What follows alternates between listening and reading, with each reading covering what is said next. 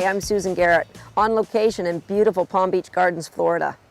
I'm going to be working through this video with one of my students' dogs, Trendy. Now, I picked a dog that really doesn't know me because it's going to be more realistic, more like your own training. I know how to train a dog through the 2x2 process, therefore there's not going to be a lot of slip-ups if I train my own dog. What you're going to see is how I allow the dog to thoughtfully work through the weave training all on her own. It's quite impressive to see a dog in just 4 days of work be able to weave 4 poles. There are 3 skills that I'd like you to keep in mind when you're working through all of this weave training. First of all, the DASH principle. DASH is an acronym we use at SAS Dog Training to help our students when they're training any skill. The D is for desire. When you're working, you want the dog to be really excited when they see whatever it is you're training, in this case, 2 weave poles. So in order to do that, make sure that you get them up. I use a great game of tug with Trendy. Sometimes I just have her chase me. Get that dog excited. That gets their arousal up, which means that they'll be in a state that they'll be able to give you a better performance. Once you've got that dog aroused, then you can work on the A, or the accuracy of the behavior. You work on the accuracy, and once the dog has an understanding, and you'll see through this DVD, that Trendy is going to start to go faster and faster. The dog can go faster when they have the understanding of what your expectations are. So the S of DASH is speed. The speed comes with the understanding.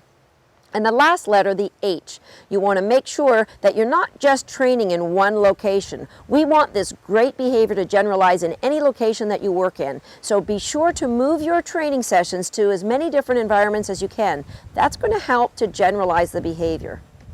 By far the biggest mistake I see our students make is to get wrapped up in the technical details of the training.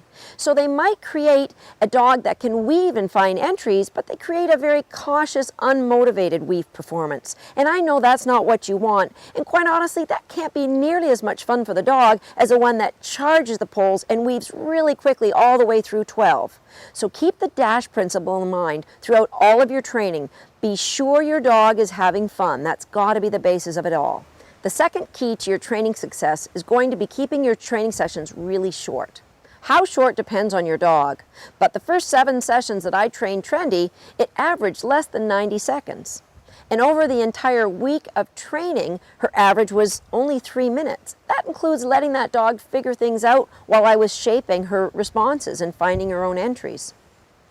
Her total training time in the first 7 days was less than 1 hour. Think about that.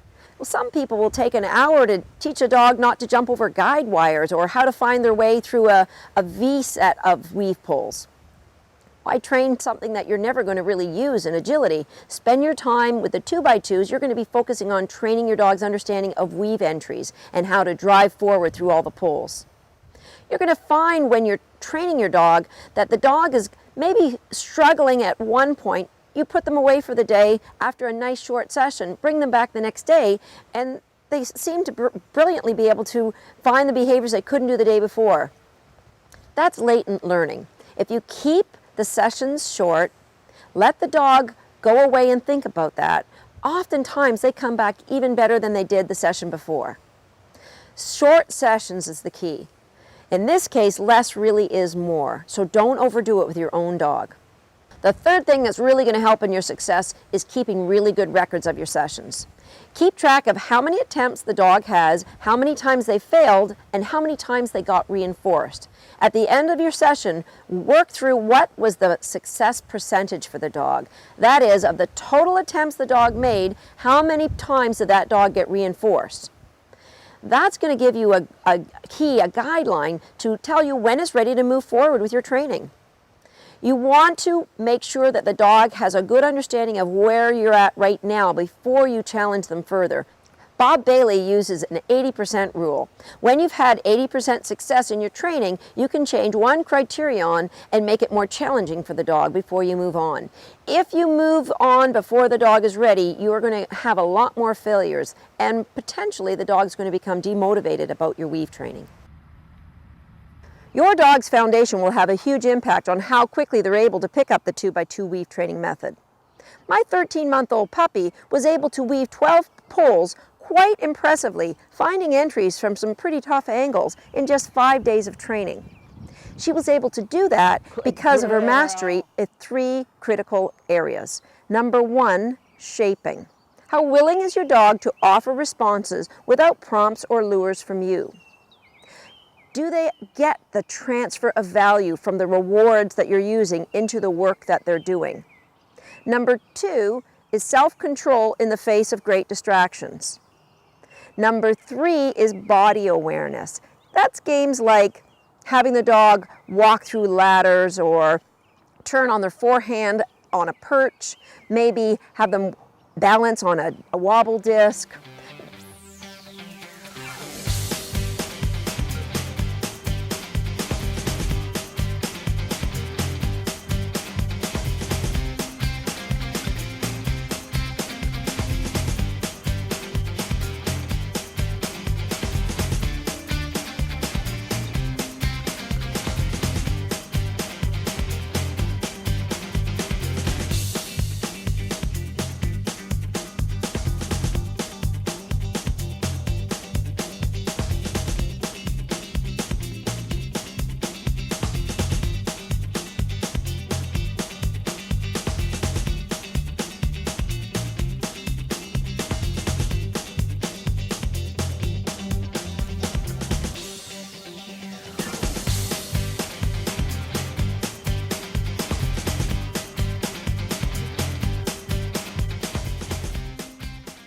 One of the most important body awareness exercises, in my opinion, is getting a dog to back up.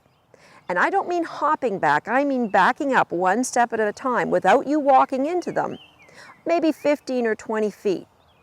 You really can't expect a dog to be able to collect their body to find a very difficult weave entry if you haven't taught them how to use their body independently.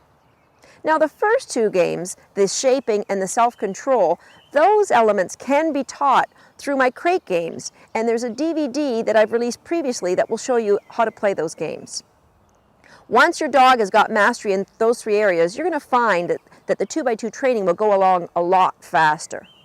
I'm not saying that you can't try it without them, but it will make your job a lot easier. Teaching a dog to weave using traditional weave training methods can take several months or more, which is why people are inclined to start their dogs quite young. Most 2x2 trained dogs mastered weave pulls in just a matter of days or even weeks. For this reason, I strongly recommend that you not start any weave training before your dog is 12 to 14 months of age at the youngest. There are so many important foundation exercises that you can work on prior to your dog ever seeing weave pulls. I feel strongly that you shouldn't rush these lessons.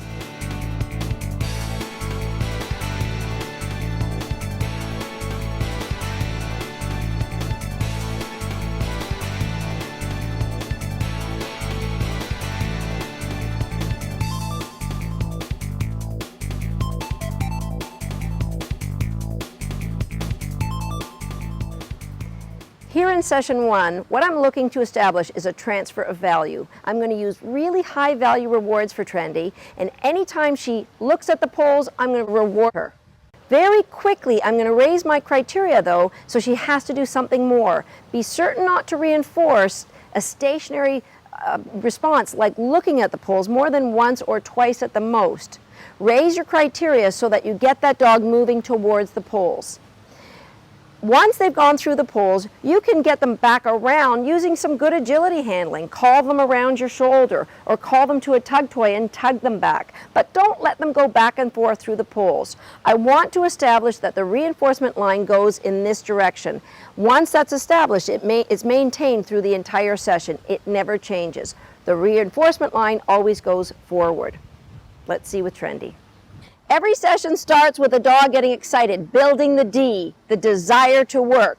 So with a dog that tugs, this is easy done just with a quick game of tug. If your dog doesn't tug, do some recalls. Get that dog moving, running, chasing you, and that will get them their arousal state up so that they're more likely to give you their best performance. All right, Missy Tren. Want to take the toy? Good girl. Here, Tren. I'm going to move her around. Good girl. Hey, you ready? Good girl. In Trendy's first session, she immediately started interacting with these poles, and when she got reinforced, she quickly started to drive the reinforcement line. I'm going to bring in a puppy who has never been shaped to do anything before. He's 10 months old and full of life. We'll see how he goes. This might be a little more true to life, like your dog may behave. Okay, I've got Jaeger on leash, so I'm limiting the area. Yes, good buddy! I'm limiting the area of reinforcement, possible reinforcement for him.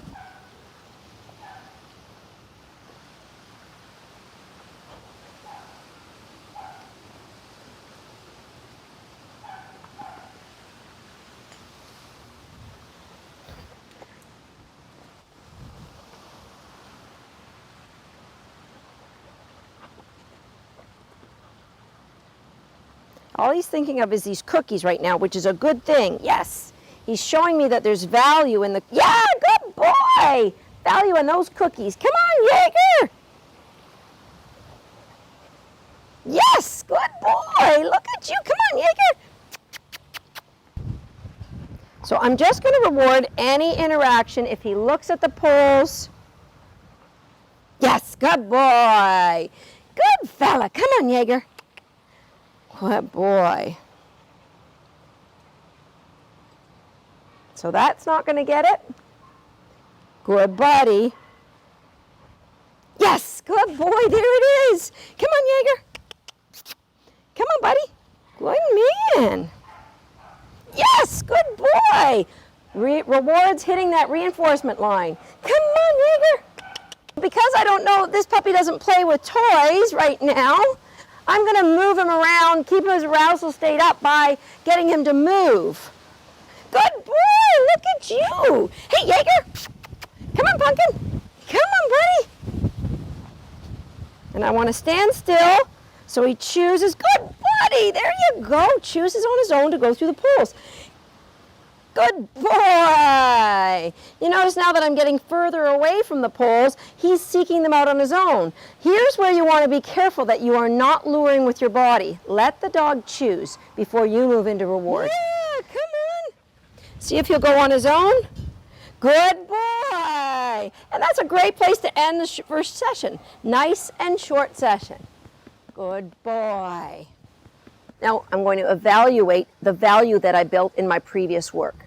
I'm going to take a step away from the poles and see if there's enough value here for Trendy to move forward on her own, leaving the cookies and me behind her. Good girl! Come on, Jen! Oh, I got that cookie back again! Yeah! That's a good deal.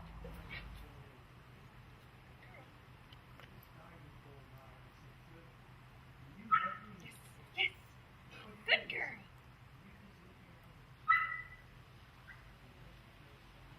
Yes! Good girl! That was hard! Yeah, it was very hard! When I was training Trendy in this last session, she stalled out 4 or 5 times, sometimes in a sit or sometimes in a down. It almost appeared like she was waiting for a release cue, waiting for me to say okay, to give her permission to go towards the poles. I often caution my students to really don't try to think what your dog is thinking, because you really won't know for sure, and it really doesn't matter. What I would do is describe what I see and decide to come up with a training plan of how I'm going to fix it. If I had told Trendy okay each time she'd sat, I would be building that release cue into her performance. She would be waiting every time for a release to go towards the poles. That would become more and more frequent, so I would have to be saying okay for every response to go forward. What really is happening here is a question of value. At this early stage in Trendy's weave pole training, she doesn't see the value in the weave poles. The value is with the tug toy that I'm holding or the cookies that I'm giving with her, and those cookies and toys are back with me, so she doesn't want to drive forward.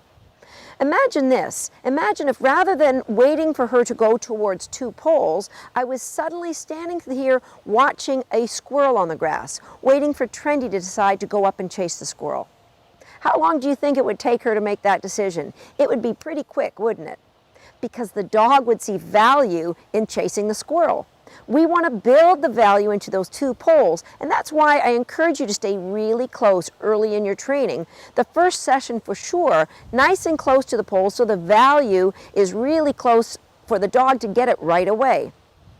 The dog is going to start to move towards the poles on their own because there'll be a transfer of value. Those highly valued rewards that you're using in your training, that's going to be transferred into the weave poles themselves so that the dog is going to want to drive straight forward through the poles without any prompts or lures from you.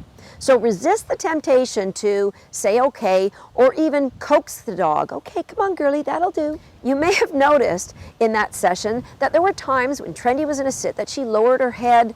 It appeared like she was going to get up out of that sit.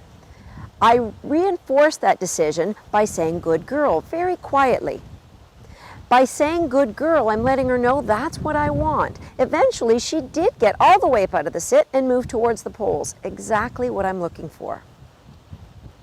Now that I've established value for the poles, I'm going to alter the configuration of the poles. So if this was a clock, they would be at 2 o'clock and 8 o'clock. You notice the reinforcement line still goes down the center of the poles.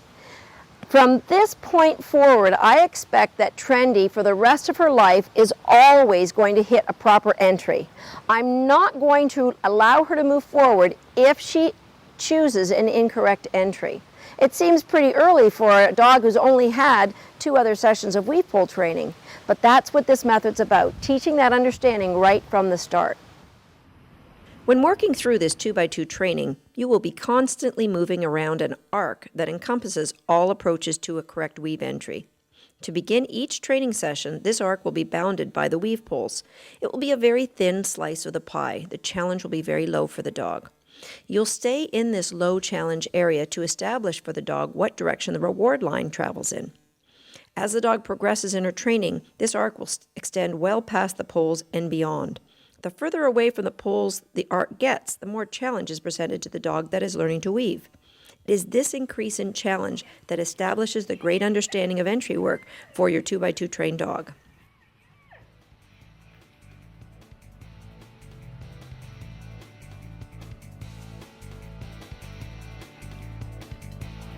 Hey, you! That's a good one. That's a good one. That's a good one, Kate. Yes, it is. That's a good session.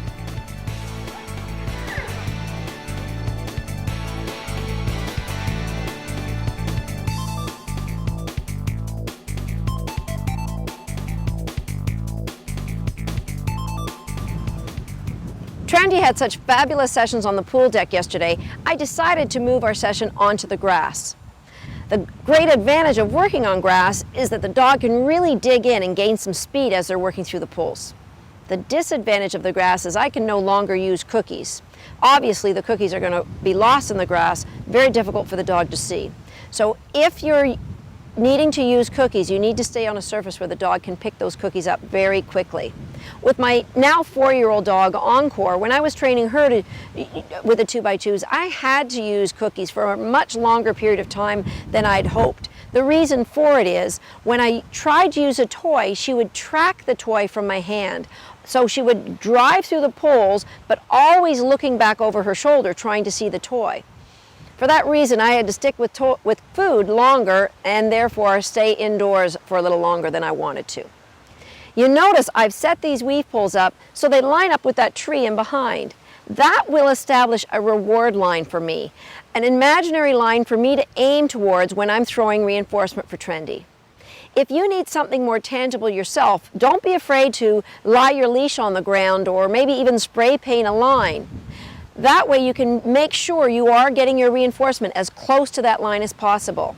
But please do not start a session without knowing exactly where that reward line will be. It will help with the dog's understanding.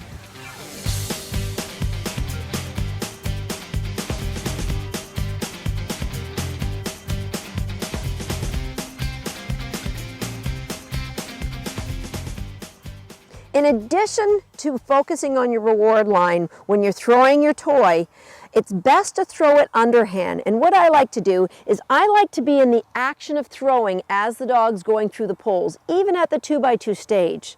That way I can halt my throw or I can follow through and let the dog drive out of the poles and grab the toy. Go. If you're throwing it overhand, what's going to happen is your dog is going to start to lift their head and look back for their toy. We want the dog's head low because that's going to produce really fast driving results through the poles. So underhand and be in motion as the dog is going through the poles.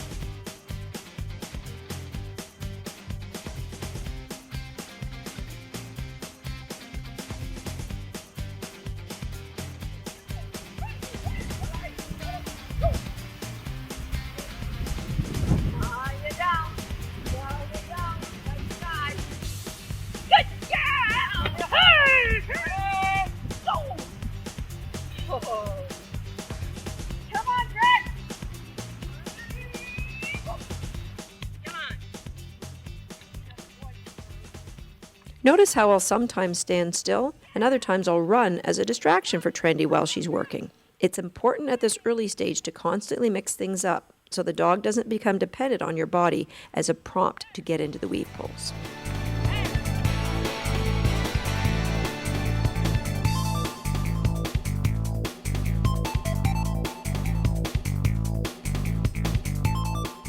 Here we are on day 3 of Trendy's weave pole training. We're going to start where we left off. Hopefully, Trendy is going to be able to find her entry from anywhere, and then I'm going to add the second set of poles. So that's my goal today, to get up to 2 sets of 2.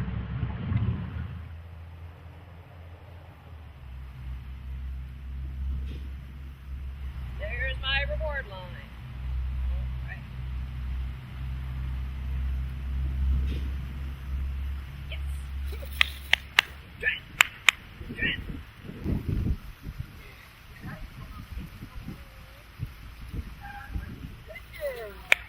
Come on, Trent!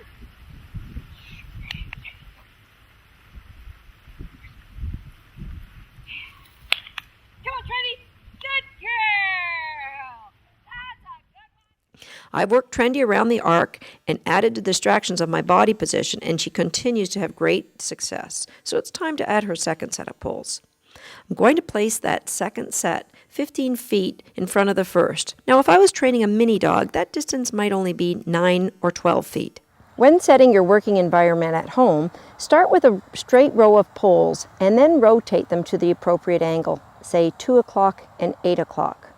You'll know for sure you've got the rotation correct because you've made the entry for your dog easier. If you had set the angle of the poles in the opposite direction, it would be almost impossible for your dog to get that weave entry. So rotate them towards you at 2 o'clock and 8 o'clock, and that sets up a correct weave entry for the dog. For the first repetition, I'm going to stand high on the arc so I can reinforce her in between the 2 sets of poles. Because of the value built into the poles, the dog will often not want to stop for the reward as they see the second set straight ahead and just run to them. It's important at first to reward in between these 2 sets, maybe 50% of the time for the first 5 or 6 repetitions. Then you can drop that back to 25% of the time. If you never reward between those 2 sets of poles, you run the risk of the dog losing value for the first set, since the rewards only appear after the second set. They may start to skip that first set altogether. Just as with 2 sets of poles, I'll continue to work the arc with these 4 poles, challenging the dog to understand fully the criteria associated with her job to weave.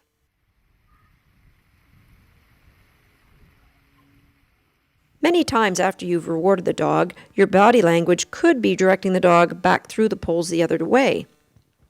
Notice here how I start to call Trendy back over my right shoulder, but I do a front cross to bring her to my left side so that she won't be tempted to go back through those poles.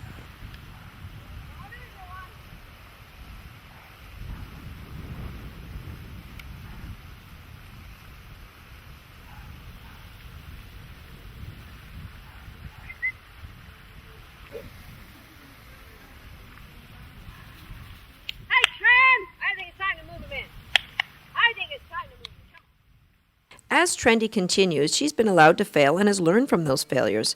Now her execution on 4 poles has improved to the level where she rarely makes a mistake. It's now once again time to increase her challenge. I'll do that by bringing the second set of poles in maybe 7 feet away from the first set.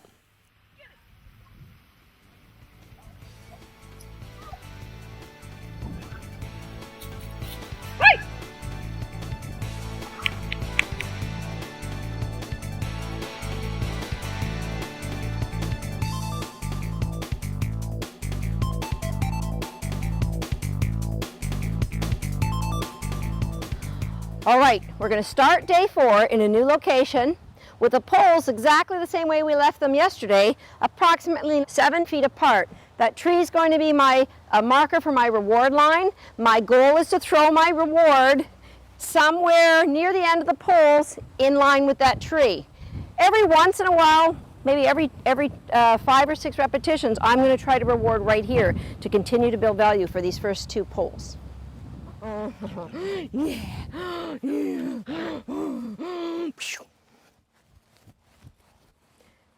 Trendy, come on. Good girl. Yeah. Yeah.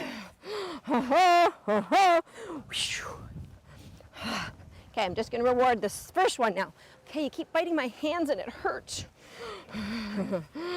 Ready. Ready. Good girl. Hey, good one. Come on, Tren. I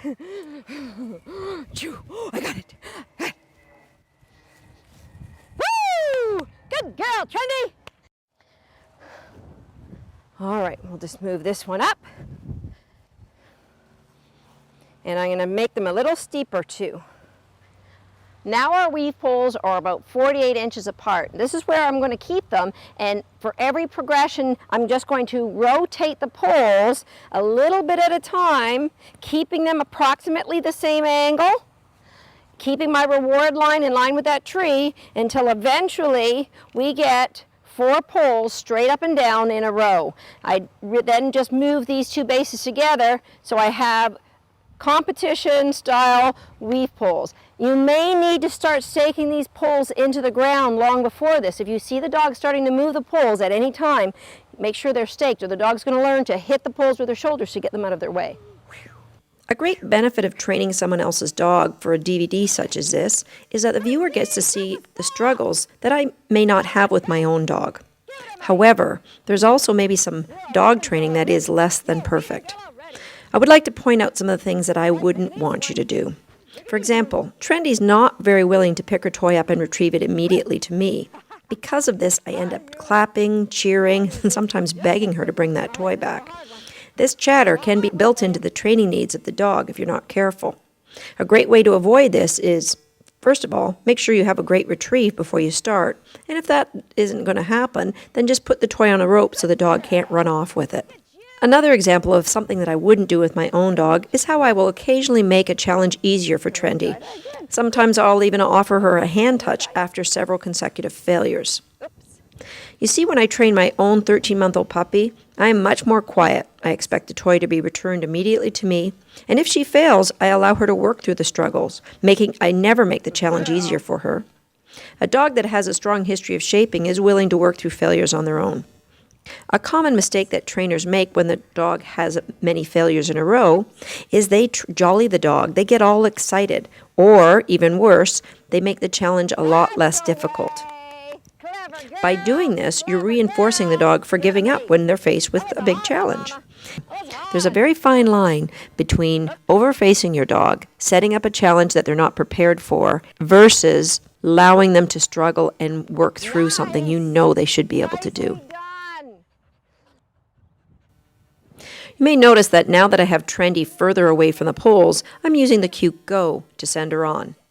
I've not ever used a formal weave or poles cue. That's because her behavior has not really been learned completely. That is a common error I see many people make when they're introducing their dogs to weave. You may be labeling a behavior that the dog really doesn't understand, and you'll be carrying in some unwanted behavior with that cue. For example, I've had many students in for retraining on weave poles because their dog would get to a trial and just run by a row of poles. Many of these dogs have been trained on a channel from a very young age, and because they don't want these young dogs to start bending, they leave the channel open for a long time, saying weave to the dog. What's the dog really doing? They're just running by a row of poles. So by adding a cue too early, you've brought in that behavior to their understanding of weave. We avoid that by not giving a cue, or giving a cue that you're not going to use in a competition. And for Trendy, I'm just saying go as a way to prompt her to leave me and go out and seek her weave entry.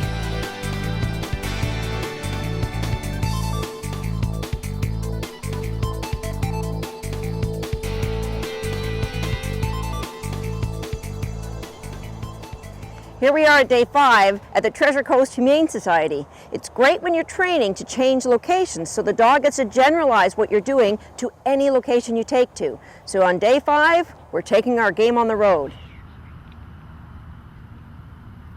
Nice. Come on, Trendy. You notice for this whole session today, I didn't make the challenge harder by rotating the poles or moving them closer. That's because we started in a new location, which is an additional stress to the dog. We worked through all the challenges of around the arc with the poles in the same configuration. When we come back for our second session today, I'll start this way and then I'll rotate the poles in. It will be then that I'll have to nail the poles into the ground though, because you can see that Trendy's starting to hit those poles and I don't want her to learn that she can move them. Yes, that's the way. Good girl. Day 5, this dog has had a total of 14 sessions on the weave poles, no more than 2 or 3 minutes long each session, and already she's weaving 4 poles almost right in a row, plus she's getting some pretty wicked entries. We're going to increase the challenge on her last session later today. Come here, Trendy. You're going fast. You're going very fast. Come on. Yes. Get a sing. Ready and go. Oopsie. Yeah, goofy goof. Come on, Trendy. Ready? Go. Oops. Come here, Tren. It's a hard one, lady. It's a hard one. Go. Yes, that's better. Good work, Trendy.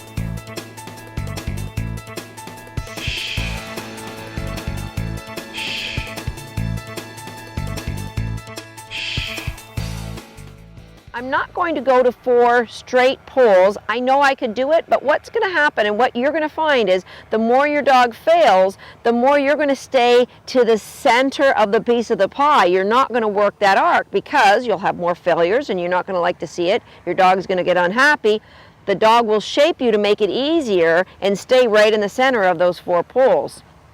To avoid doing that, we're going to stay at this stage at least today and maybe another day until Trendy gets the idea to find an entry and drive forward. All right, let's get started. Hey, Tren, hey! Ready, steady, go. Nice, nice. Notice Trendy's getting nice and low in those poles now. Hey, girlie! Hey, that was a good entry.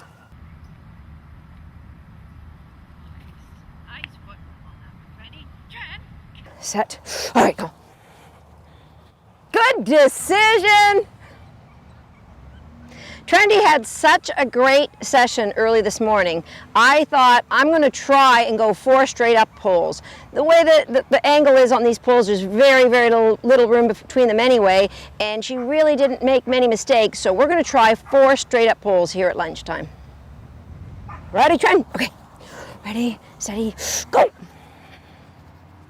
Woo! Superstar Trent.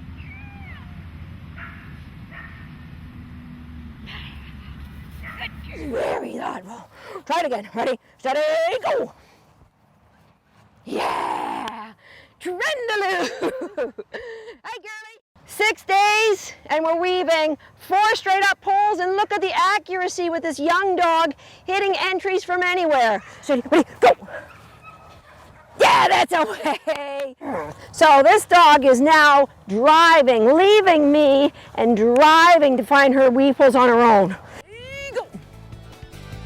Yes! Trendy!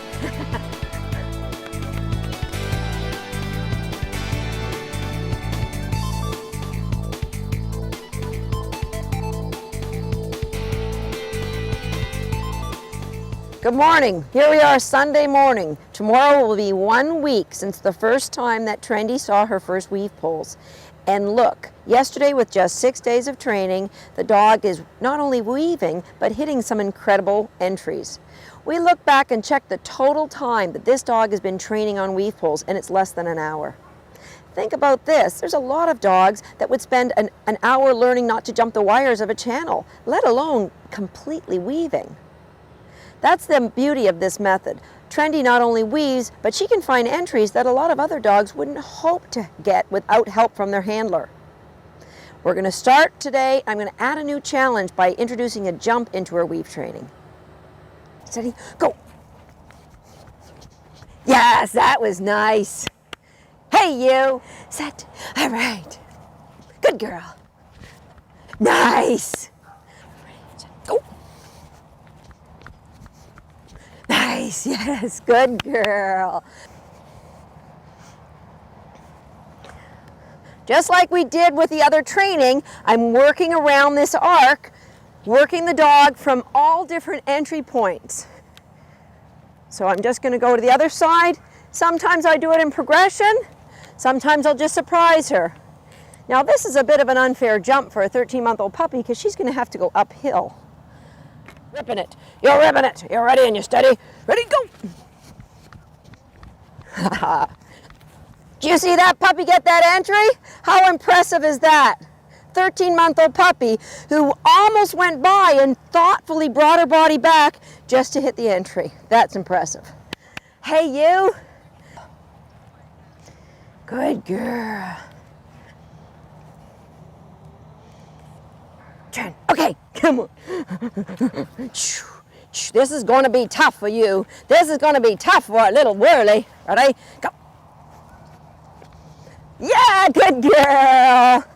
Hey, Trent. All righta. All righta. Are you ready? Oh, no, steady. Get a sing. Get a sing. Get a sing. Get a sing. Ready? Go. Good girl. Hey, Trendy. Hey. Give it to me. Steady, go. Yes, that was nice. Ready, steady, ready, go. Trendy, Trend. Yay! How's that for tough work? Hey, girlie, I think that's good for now. Now, just to add some fun and excitement for her, I've gone back and opened the pole slightly so that she can just blast through it. I'll do that for a couple repetitions and then we'll go back and close it. You notice I've also added an extra set of poles for her, 6 poles. Yeah, good girl. As you can see with Trendy, I've transitioned all the way to a set of 6 poles all of a sudden. With most dogs being trained using the 2x2 method, you would add the third set of 2 poles as an open gate either in front of or behind a set of 4 poles. This transition is documented fully in the chapter entitled A Feature of Susan Training Her Own Dog. Notice how Trendy's head is down as she's exiting the poles, looking along a reward line for her toy. Hey, you!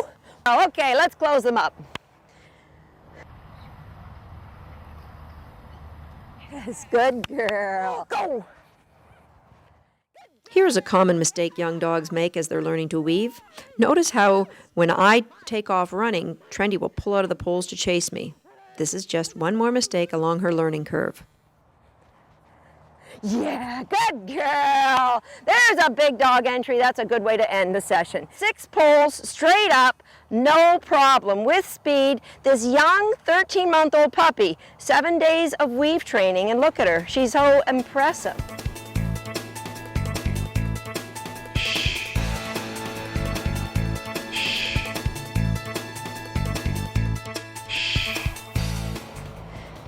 It's Monday morning, 1 week since Trendy first started her weave pull training. Today, we've removed the 2x2s and gone to a solid base of 6 weave pulls. Okay, Tren! Yeah! Trendy! What do you think? Good girl! Yeah! Go! Trendy! Nice! See how Trendy's starting to single step and really feel comfortable in those pulls.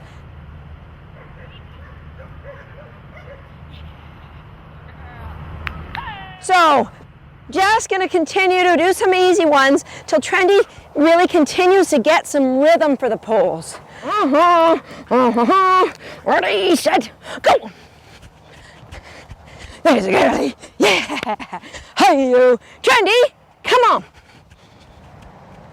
Since Trendy is doing so well with all the challenges that I'm throwing at her on 6 pulls, I've decided I'm going to add a second set of 6 pulls. And that's how we're going to get Trendy weaving 12 pulls.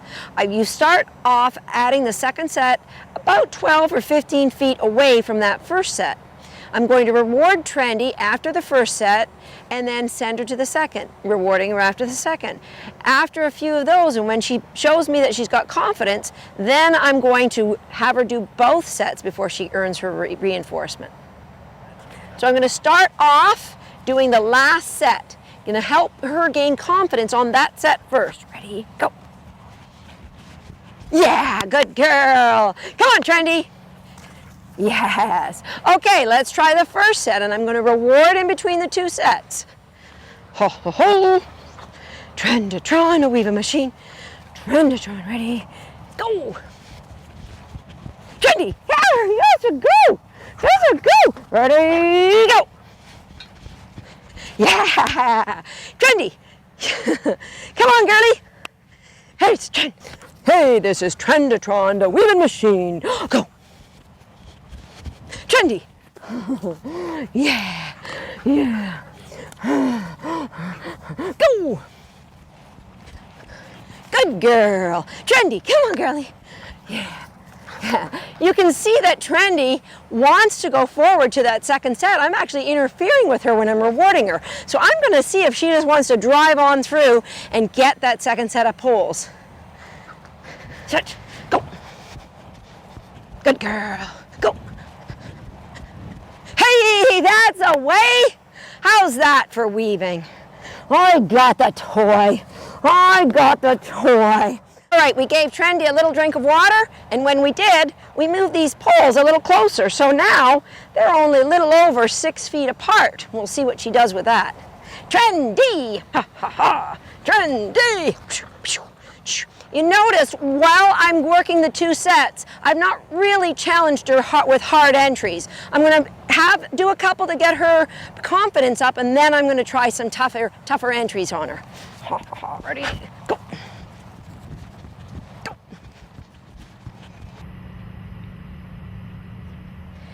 Ready? Set. Okay. Good girl. This brings up one of the biggest differences between the 2x2 and other methods of weave pull training. Most dogs, when learning to weave using more popular techniques, such as the channel or angled pulls, are learning to see pulls, run fast. That is what early training has classically conditioned in the dog. Many repetitions of see pulls, run fast. Oftentimes, the dogs taught using one of these methods end up struggling throughout their career if they are faced with a difficult weave entry at speed. The dog just can't seem to collect his body and find the entry. I describe these dogs more as blithering through the pulls than actually weaving them. By way of contrast, a dog trained using the 2x2 method, as I've outlined in this DVD, is conditioned to see pulls, collect their stride, find the entry, and then run fast, leading to a career where weave pulls are rarely faulted in competition. This is demonstrated beautifully by Encore, shown here in the snooker class at the 2008 IFCS World Championships in Belgium, where her understanding of see poles, collect your stride, find the entry, and then run fast earned us both a gold medal.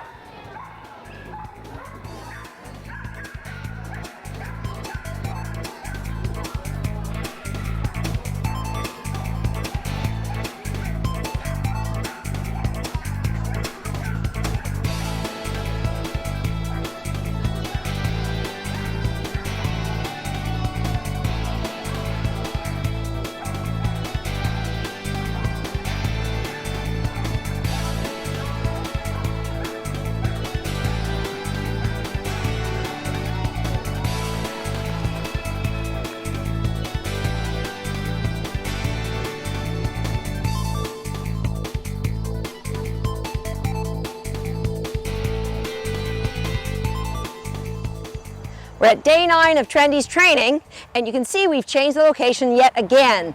The more locations that you can do your training in, the better you're helping that dog to generalize that great behavior in all locations that they're going to see.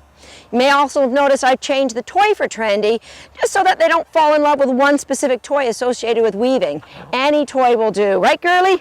All right, to begin, I'm just going to remind her with this last set of 6 before I join it to the first set, which is 9 feet away. Okay, Tren, let's try it. Let's try it. Let's try it. Yeah, good girl. Hey, it doesn't matter where we are, does it? Okay, I'm going to do a set of 6. I'm going to reward her in between the 2 sets, or try to. Go. Oh, Tren, you forgot a couple poles, girly. Yeah, you forgot a couple poles. Come here. Sit. Go. Good girl, Tren. There it is. Especially right after the dog's made a mistake, you want to make sure you take the time and reinforce her in between those 2 sets. What if she failed on the first attempt and then got the set of poles right the second attempt, but I went ahead and made her do it again the next set and she popped out of that one? No, then she would have made all this effort with no reinforcement. So if I have a mistake on the first set, when I do it again, I'm going to make sure I reinforce that dog so she understands weaving all 6 poles is a very important thing. Okay, Trendy, give me the thing. Go. Yeah, good girl. Go. Good girl. There you go. Hey, you. Come on, Tren.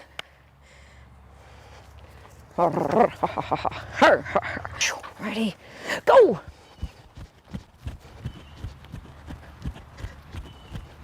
Yahoo! That's a great place to end the session. All right, Bob Bailey says when you have 80% success in 2 consecutive sessions, you can go on and increase your criteria. So we're trying now to see if Trendy can weave a full set of 12 weave poles. Let's see how it goes. All right, girly. Ha ha ha. Ha ha ha. Go. You missed one. Hey, Missy. Hey, Missy. The middle space is gone. Ready? Go. Hey, there you go. Good work. Good girl.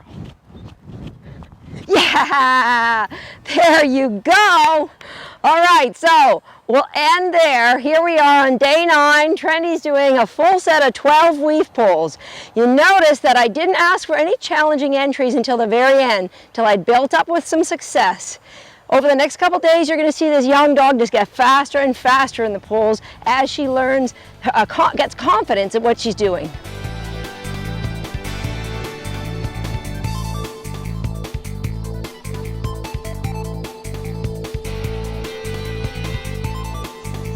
What do you think today? It's day 10, girly. Day 10 of weaving. Oh yeah, oh yeah. That's Trendy's first challenge of the day is a tight wrap over a jump. Notice how when she lands from that jump, if she lands long, the placement of the jump actually encourages her to enter the poles from the wrong side. She needs to figure that out and cut back to get her entry. Nicely done. Hey, yo, what do you got? Trendy's next challenge is a wrap entry. Now this entry is further complicated by my body being far enough up the poles. It encourages her to enter at the second or third pole. Yeah! Nicely done. Trendy's third challenge here is one of distance. Does she have the confidence to finish these poles without me moving past the first pole with her? Hey! Here I will race ahead of Trendy to prove her understanding of the criteria of you must finish your poles regardless of what distractions out there. That was better. You're getting it. The front cross before the poles does not allow the dog to focus on their entry until the last moment of the approach.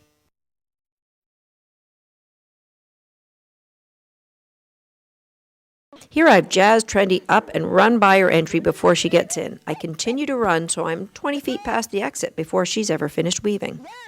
Again, you can see the confidence this young dog is showing, staying in the poles regardless of what challenge I throw at her. Good girl! Yeah! Haha! You notice when Trendy makes a mistake, I stop her immediately. I'll say, oops, some unemotional non-reward marker. I'll call her name and I'll get her out of the poles. Since these poles are now very reinforcing to Trendy, I don't want her to continue to weave if she's Mr. Entry. I'll run her back, keep her energy up, and start her again. However, there's a fine line between keeping that dog's energy up and rewarding them. You don't want to call them out and run back and give them a toy and have a big party, because then they're going to think they did a good thing when they missed that weave entry. Very unemotional, call them back and start over. Resist the temptation to continue to make it easy when they've made a mistake. A mistake doesn't mean I'll step in and make that entry easier for you. A mistake means you've got to try harder.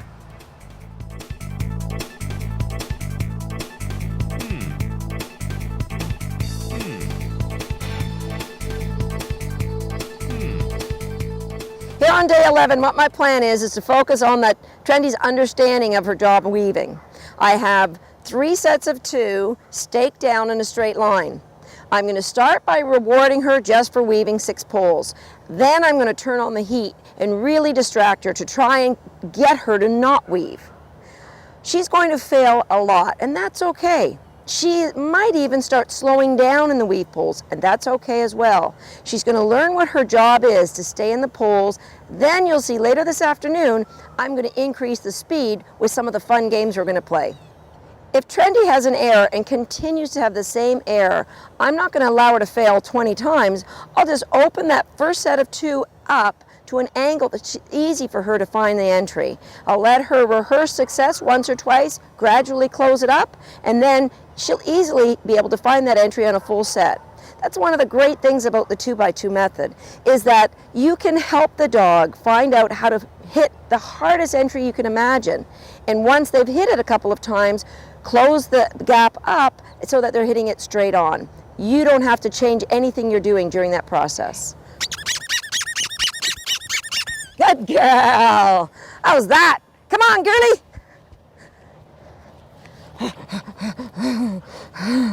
Ready, steady. What about this one? Go.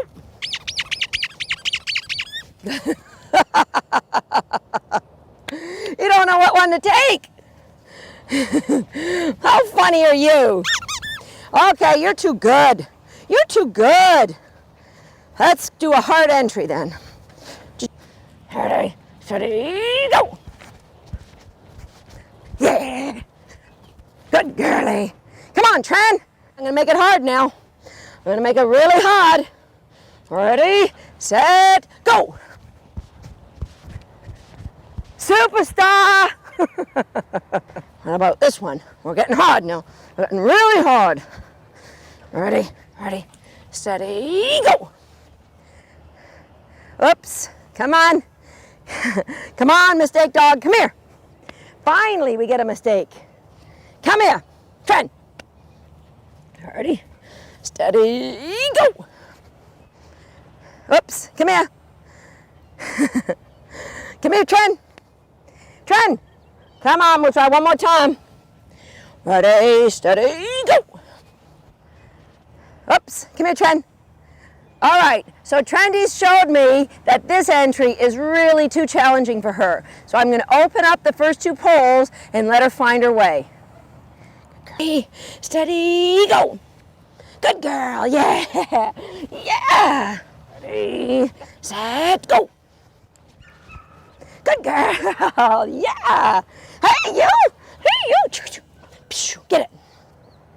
Hey, give it to me. Gate, where's our gate? Ready, set, go.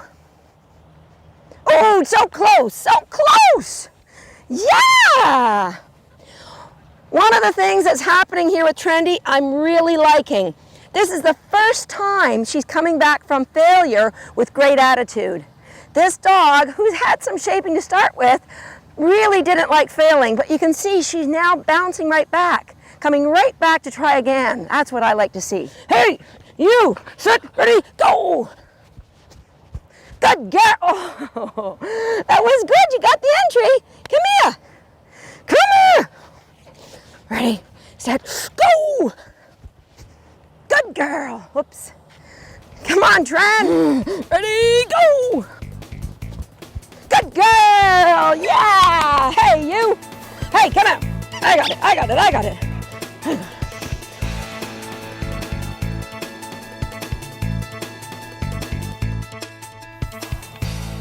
This next game is one that I'll use to help a dog figure out their footwork when they're weaving. Much at the stage Trendy's at right now. She's weaving 12 poles, but she's inconsistent with how she's striding through. She wants to single step the poles, but sometimes she'll double step them as well. What you need is a thin rope, a bunch of stakes, and you need 6 sets of 2. So what I'm going to do is I'm going to start by turning all these 2x2s so that I can put a rope right through the middle of them all. Now, I've got a stake right in the ground in the middle of the poles. I've attached a nice thin line to it, and I'm just going to run this line all the way up through the middle of these 6 sets of 2 poles. I'm going to make a little loop in the rope, put the stake in this end, and I'm going to make sure that rope is nice and tight.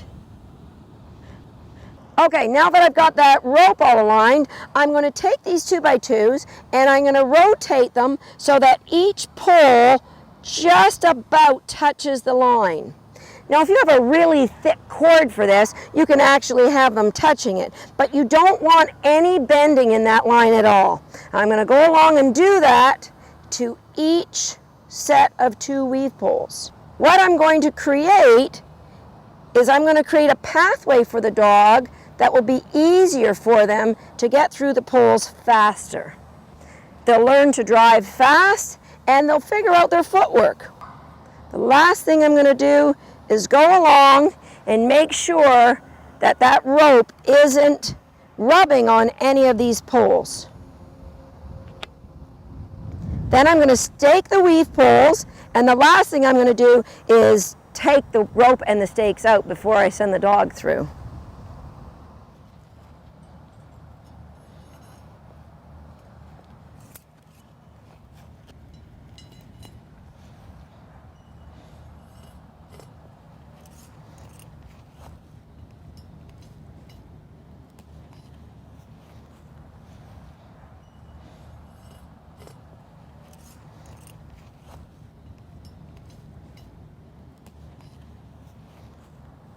Sometimes when you stake in the individual poles, you inadvertently move the set of 2. So before you put the final stake in on each one, just reevaluate whether it's touching the rope.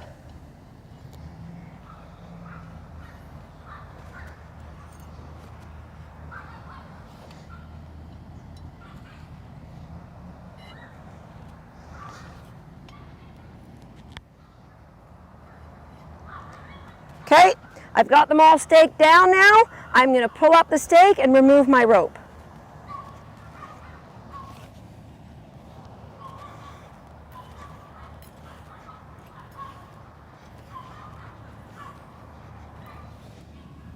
Now let's get a dog. Yes, ready, steady, go. Yay, good girl. Hey, you. So you notice that Trendy, working through here, single-stepped a lot of the poles, but not all of them. Let's see if that changes. Tren, come on. Her.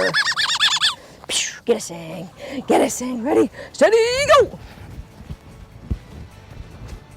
How about that? What a difference. Give it to me.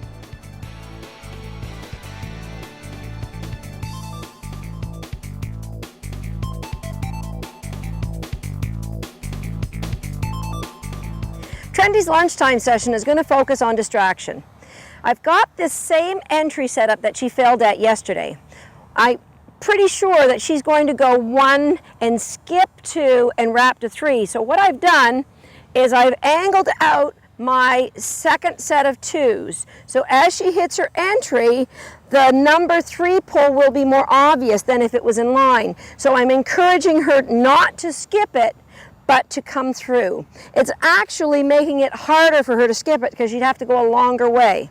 We'll see how she does with that. Okay, let's try a hard one. Let's try the harder one. Let's try the harder one. Ready. Go! Oops, come here. Come on. Ready, go! Good girl. Yeah, that's a way. That's a way to do it. Woo! Ready, go! Good girl, yeah, nice. All right, let's make it harder now. We'll go perpendicular so she'll have more speed and have to continue to wrap that 2 to 3. Remember last time we tried this entry, Trendy kept going 1 to 3 because she's built so much value for her weave pool, she's going fast. And she has to think about being thoughtful. Go! Good girl. Ha ha. All right, I'm gonna move that second set in. I'm not going to make this second and third poles perfectly straight just yet. I'm going to make the angle a little tougher, have some more successes before I make it 6 straight poles again. Hey, you! Go! Good girl, yeah! All right, let's make those 6 straight up poles. Come on, Tren. Trendy's had a great deal of successes with the distractions that I've thrown at her to try and pull her out. But if your dog, while you're doing the 2x2s, was struggling to stay in, you would do the same thing with the last set of 6. Just open it up to encourage them to go through the last 2 while you have your wild distraction. Now, you've seen earlier, I've managed to fling toys in Trendy's face and try to distract her, and she still stays in the last 2 poles. But the more speed she gets, that might not always be the case. So we always have that tool we can go back to. Open it up, remind the dog you have to do the last set, and then close it up again. Ready, get a sing. Ready, go! Good girl. How about that? So when the dog struggles skipping the third pole, it's easy when they've been 2x2 trained to make it easier for them to be successful. Remind them you have to bend back, dig in, bend back and get that third pole.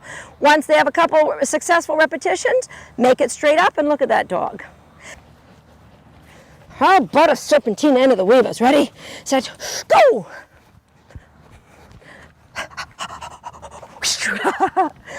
Whee! No problem. I think that's enough challenges for her for now. You can see she's really getting confident with anything I throw at her. I not only reversed her weaving direction, but I also threw a serpentine at her, and she figured it out very, very quickly. This is the configuration of 12 weave poles that I'd suggest we keep for Trendy for another month or so while her training continues. I've got a set of 6 poles in the middle and a set of 2 poles on one end with 2 sets of 2 on the other. If I can tempt her, or her owner can tempt her to pop out of the poles early, maybe we'll put a tunnel right here as she comes through and she'll really want to pull out early. And we can continue to get her to pull out early. All that we'll do is we'll take that last set of 2, we'll open it up to help her. You know what? This is what you have to do. High level reinforcement, then close it back up. Likewise, if she misses an entry, I've set something up that's way too challenging. If she misses an entry and I need to help her, I can just open that set of 2 up, she has success, and then I close it back up again. And let's say she's getting a lot of speed coming across into the entry. Starts going from 1 to 3. I'll take my second set of 2 here. I'll open it up. Remind her that she has to get all the poles before I close it back up, just like we did when we were working on 6 poles. For now, I'm going to stake all of these extra sets of 2 down so we have one complete set of 12. Go! Woo! This is the entry that gave Trendy all kinds of trouble a couple days ago. Let's see if she's more thoughtful today.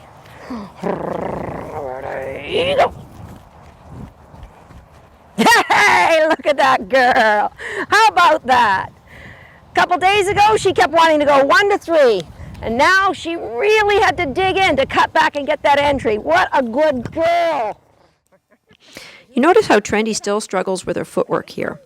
It's my recommendation that her owner go back and do more foundation of body awareness exercises. With more awareness of how to use her body, I'm sure Trendy will find single stepping much easier for her. Now there's also the fact that this dog has just completed 12 consecutive days of weaving. When you do your 2x2 training at home, you're going to make sure to give your dog a break. Maybe train for 2 or 3 days, let their muscles recover for 2 or 3 days, and then start back. Yes, a well-ass good girl. How's that? So we've got, in 12 days, we've got a dog that not only loves the weave poles, not only is driving through them, but can hit entries and stay in her poles with all kinds of distractions. As I said before, the training isn't finished, but what a great foundation this young dog has.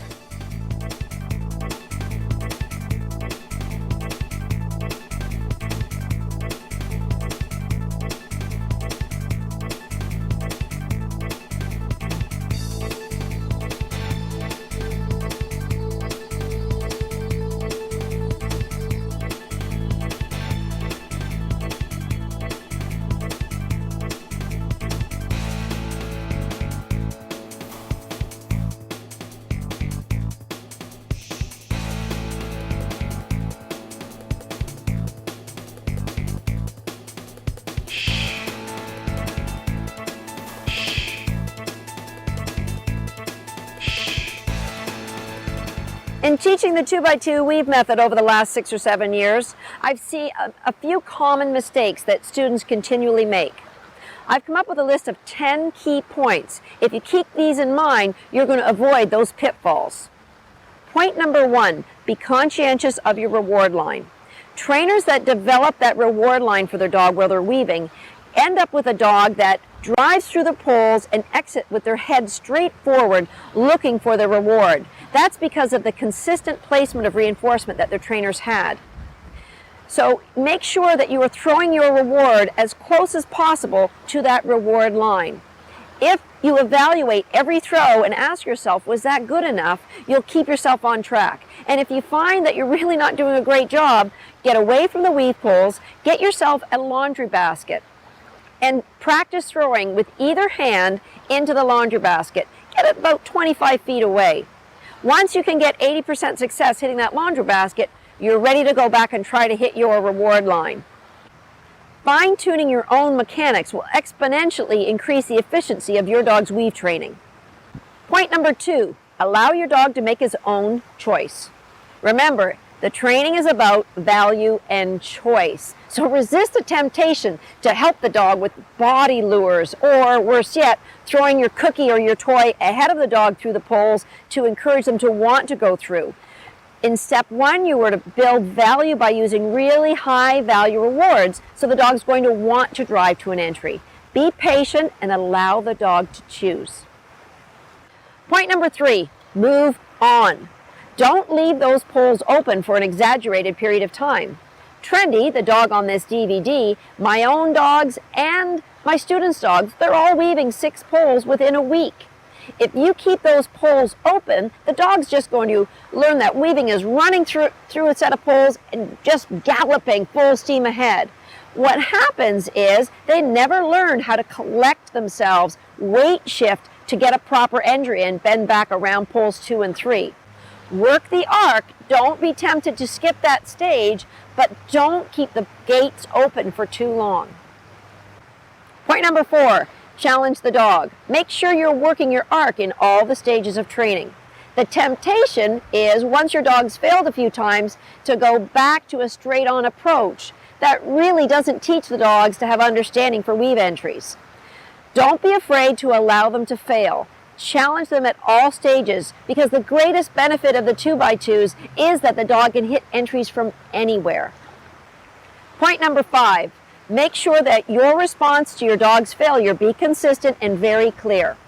Early in the training, at the 2-pull stage, when my dog makes a mistake, I say nothing. I just call her back and start again. The lack of reinforcement gives the dog the information that that wasn't what you're looking for. However, once the dog is up to 4 or more pulls and are really driving hard, it's showing me that the dog's got value for the weave pulls. And in that case, if I allow them to continue to weave, they'd be gaining reinforcement when they miss an entry. So what I'll do then is I'll use a non-reward marker. I like to use the word oops, make it short and unemotional. I'll use the word and then I'll call the dog's name to start again. That is breaking up the reinforcement that they may be getting by carrying on. A mistake that I see a lot of students make is they inadvertently reward the dog when they make a mistake. They'll say things like, "Good try, buddy, come on back here." Or sometimes they'll even reward the dog when they get back with a tug toy. They're afraid to let the dogs fail because the dog might get slower. It's all right if they slow down after a couple failures. They're being thoughtful so they can get it right. Once they have the understanding of how to be right, that speed will just come right back. Don't be concerned. Be clear and concise with your responses when your dog fails, and that will help build their understanding very quickly. Point number 6, allow your dog to problem solve. If your dog stalls out because they're not sure what you want, resist the temptation to help them by saying, okay. It will just come back to value. If you've built lots of value, they will come back from that stall out. Tendency for people to help the dog by giving a release or by making it easier for the dog once they've had 1 or 2 failures. Resist the temptation to step into the center of the poles just to get the dog weaving again. Or another common mistake is that people will open up the poles and just make a big channel for the dog to run through. Let them fail and let them figure it out. In the long run, the training will go much faster once your dog has that understanding of how to fail and recover from it.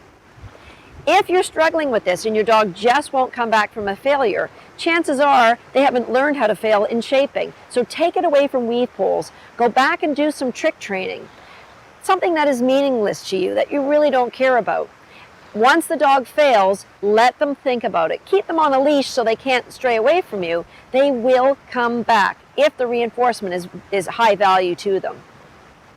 Dogs who have been lured their whole life tend to give up very easy. This is going to pay dividends down the road when you're doing sequencing. If a dog has never been allowed to problem solve, once they make a mistake on sequencing, they just give up, start sniffing, or leave you. If they've been shaped throughout their life, or even just for weave training, that lesson of never give up will be there, and it will be helpful to you when you're doing handling. Refocus your dog after an error. Don't just spin around and send them back to the poles. That's like one continuous repetition. I tried, I failed, I tried again. And when you reward if they get it right, you're building that reinforcement into the failure as well as the success. So after a failure, use your non-reward marker if you're at that stage and stand still, call the dog back. Your lack of motion is also giving information that that wasn't successful. Call the dog back and refocus them, maybe take them by the collar, rev them up again, and then let them go towards the poles. Refocusing the dog after an error will actually increase the likelihood of success during the following repetitions. Point number 8, remember dash. The dog's got to be really excited before you start that training session. Get them revved up by grabbing the collar and growling at them, maybe doing a tug session. Sometimes I'll throw in a 1, 2, 3 game and let them explode towards the poles. But don't allow a dog to continue to methodically, slowly move through those weave pulls. You will be building in that slow movement into your weave performance. Go back, get that dog revved up before every training session. Hand in hand with that is point number 9. Remember that the dog may slow down after an error, so allow them to become thoughtful as they work through the challenge. The speed, the S of dash, will come back after the A is established. Once they have the accuracy, then they can be fast. And your last key point, vary your body movement. Sometimes stand still while your dog's weaving. Sometimes run ahead, sometimes run from behind. Sometimes spin while the dog is in the poles. What we want to create is independent obstacle performance right from the start. So right from 2 poles, vary your body position.